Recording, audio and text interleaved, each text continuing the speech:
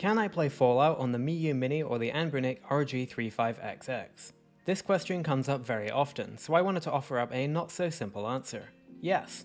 Well, kind of. You can actually play Fallout on the Miyoo Mini, the Miyoo Mini Plus, and the Anbernic RG35XX through the DOSBOX system. However, it requires some tinkering to get running properly in the first place, and the experience is not quite what I would call a flawless one. However, I would say that if you're a die-hard fan that really wants Fallout in your pocket, personally I would call this just about a playable, if compromised, experience.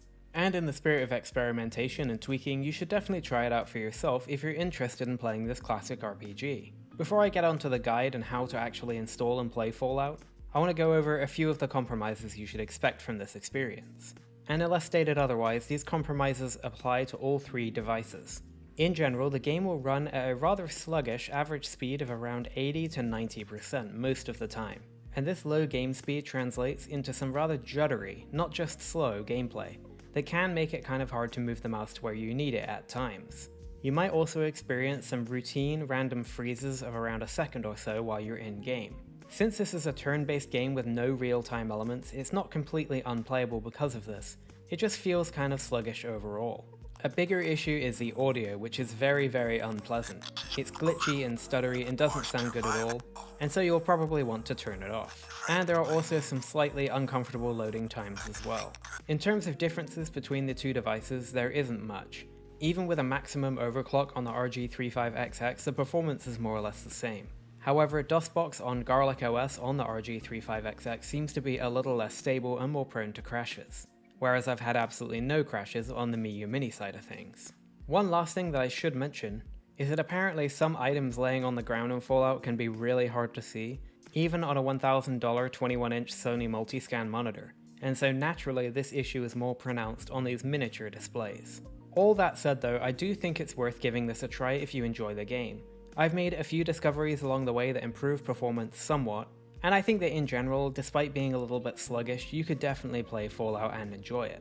And so without further ado, here's how to play Fallout on the Miyoo Mini and the RG35XX. First of all, your Miyoo Mini or Miyoo Mini Plus should be on Onion OS with the DOS system enabled via the package manager. For the RG35XX, you'll need to be on Garlic OS and then you're good to go.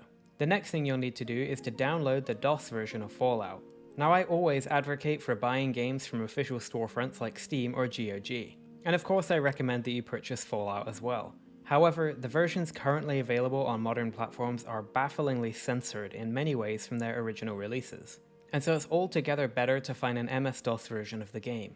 And that is what this guide is based on. So you might want to go and find yourself a copy of Fallout for MS-DOS on some kind of Internet Archive website.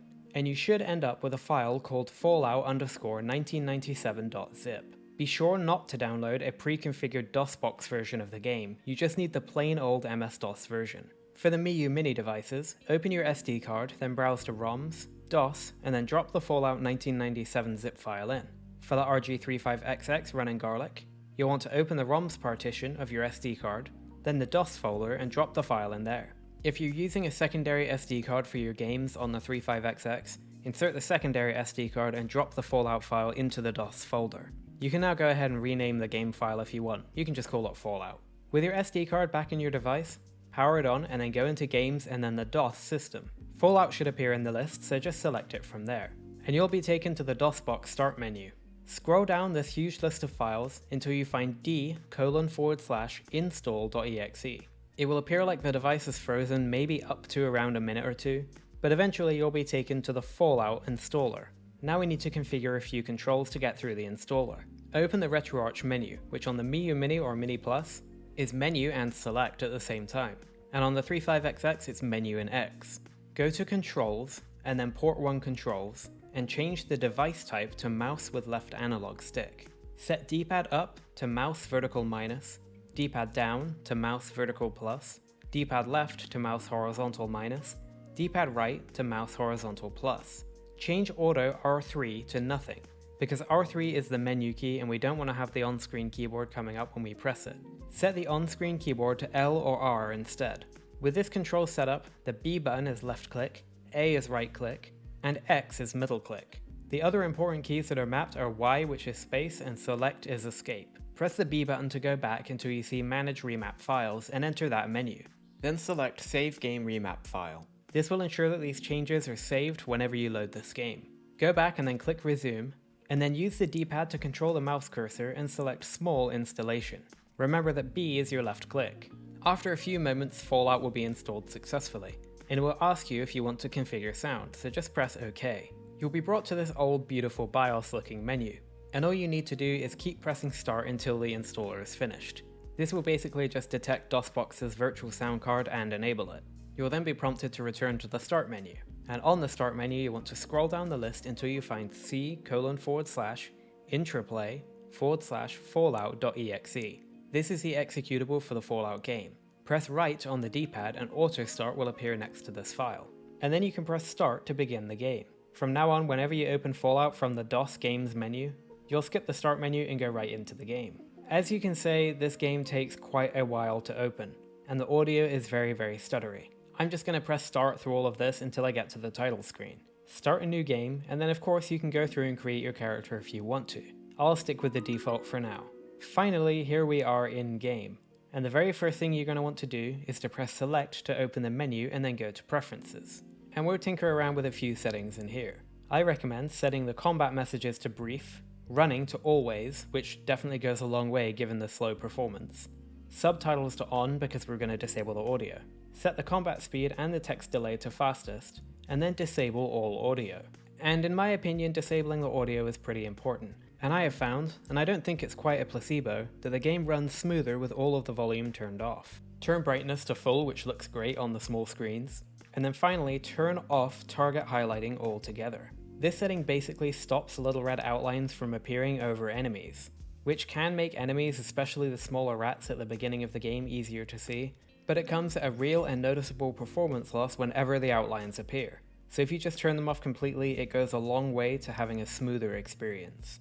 And by the way, you can hold down the R2 button to slow down the mouse cursor, which can be very helpful in selecting these small items.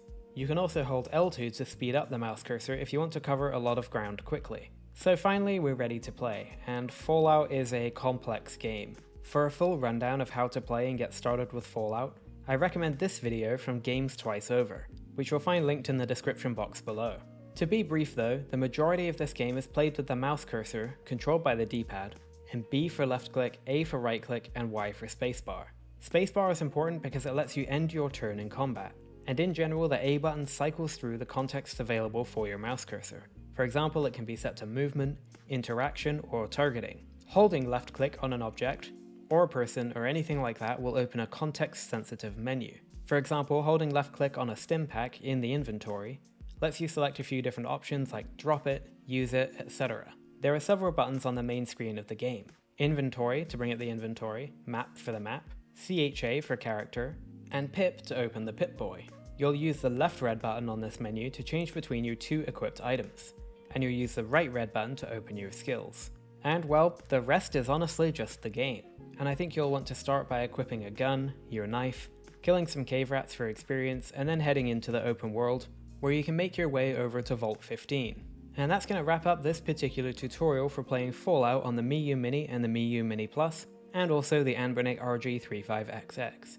And whereas I think this is a slow and kind of compromised experience, I definitely think that fans of the game are going to be really happy with just how playable this is. I have a couple more notes to make though. First of all is that you'll need to manually save your game in the game itself because as far as I can tell, save states do not work. If you try and load a save state, you'll just be taken back to the DOSBox start menu.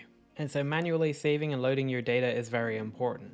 The next thing to note is that whereas this game does run sluggishly, it's actually not affected by what's going on in game. So crowded areas are just as smooth or stuttery as empty areas. And one final note as I wrap up this video, if you find the mouse sensitivity overall to be too high, you can open the RetroArch menu, then enter Core Options, then select Input Options, and reduce the mouse sensitivity in there. When you're done, go back and go to Manage Core Options, then select Save Game Options. Now your mouse sensitivity level will be loaded every time you boot the game. And that about covers it for this video. If you make any findings that improve the performance of this game, please share them with the community using the comment box below. And if you enjoyed this video, please leave a like on it, And please consider subscribing to Retro Breeze for more retro gaming content just like this. Are there any particular games that you'd like to see covered on the Miyoo Mini? Or the Anbernic RG35XX? Let me know that in the comment box below as well. That's it for this one. This has been Shem from Retro Breeze, and I look forward to seeing you again very soon.